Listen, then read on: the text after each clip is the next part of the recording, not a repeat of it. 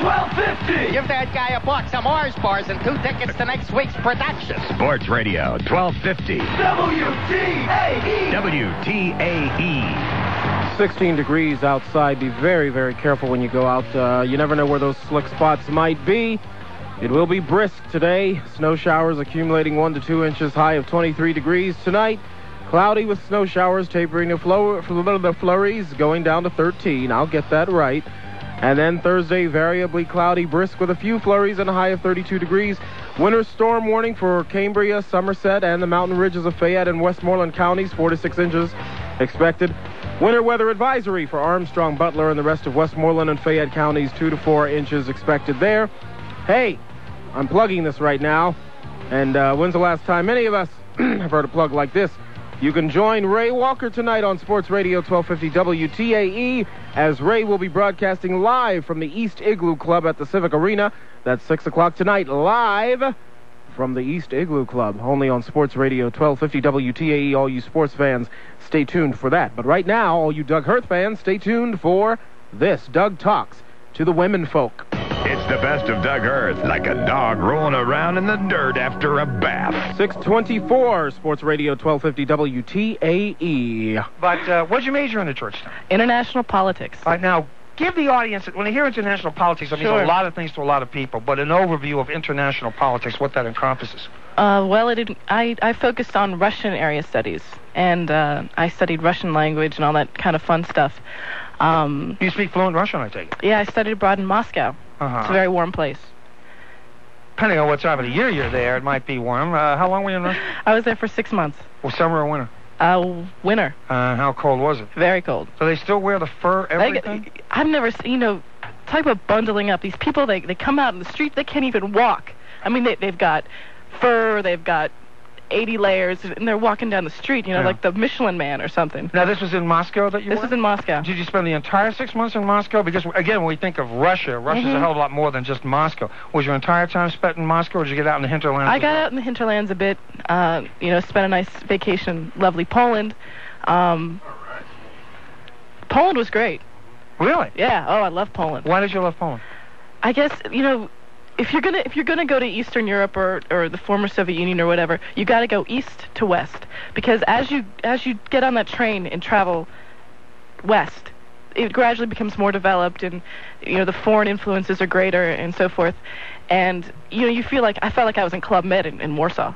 Really? Yeah, compared to Moscow. Did you stop off at Pinsk or Minsk, which is only a stone's I throw did. from In each fact, other? I had a wonderful interaction with the border guards in the new country of Belarus. Well, I'll bet. Interaction, how so? Well, first they said, you got to give me $30 if you want to cross the border. And I'm thinking, well, I called your embassy before I left, and they said I didn't need a transit visa, I didn't need anything. So border guard's saying, oh, you need $30. I'm like, no, I'm not going to pay you $30. So he subsequently tries to get me to bribe every American businessman on the train because I speak Russian, and none of these American businessmen speak a word of Russian, and they're thinking, we'll get her, you don't have to pay, honey, you're fine, but you get all these American businessmen to pay up $30, and you can go. How did you finally settle this? Well, I didn't really have much of a choice. You had to hustle $30 from every guy on the train? Uh-huh. How much did you get? I got 2 guys.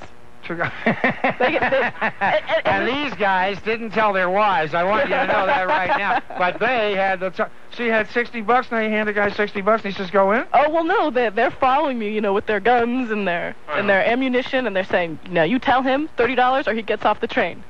So they had no choice. They had no choice. And they had $30.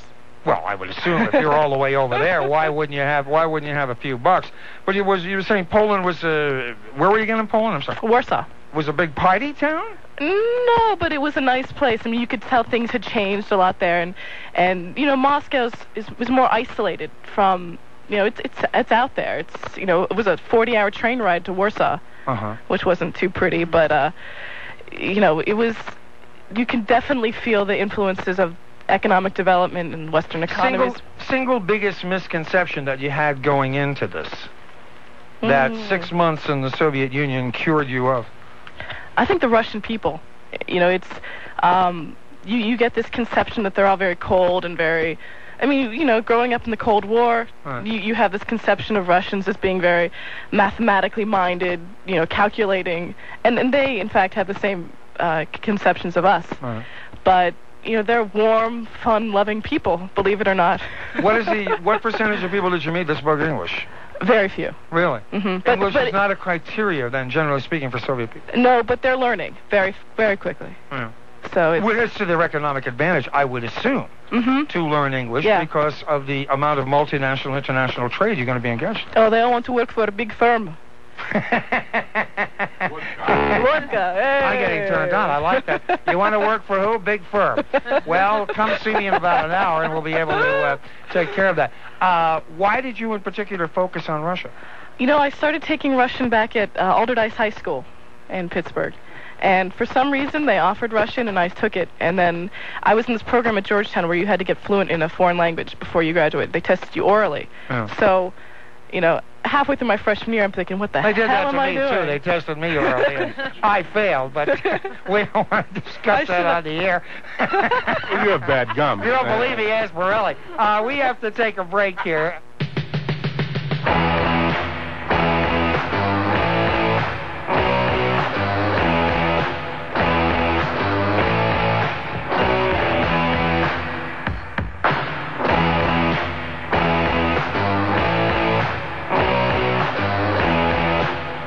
Now, what the hell's the sense of talking about building a recreation center for this area when our community relations team sits on their fat asses and blows steam? $2,500 in 6 months. Is that the best they can do? Now, you tell them to get off their tails, get out in the community and relate. Tell them I want to see some improvements or I'm going to have their heads. Now, go ahead.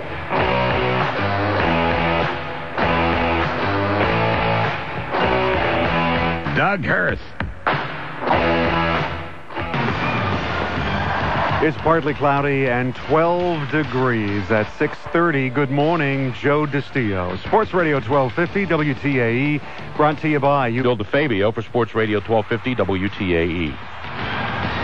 Sports Radio 1250. Sports Radio 1250. WTAE. WTAE. It is most certainly not your imagination. It is 12 degrees, and it's 12 degrees because I just said it is. But that's only because I heard Joe DiStio say it a few minutes ago, and we take everything Joe says very seriously. He's our Joe. Our Joe says it's 12 degrees. My name is Laurence Gaines. I am the producer, yawning here. Mr. Hoerth is off today, as opposed to all the other days when he's on. No, not quite. He's sick. He's illin', but I'm not telling you anything new, am I?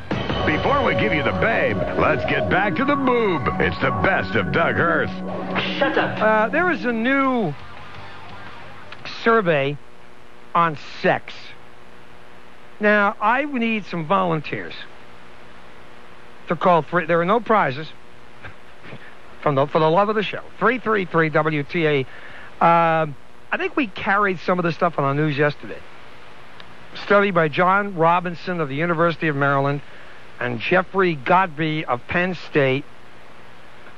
This is drawn from the General Social Survey, comprehensive set of interviews conducted annually by the National Opinion Research Center at the University of Chicago. Now, right away, you're in trouble with the University of Chicago.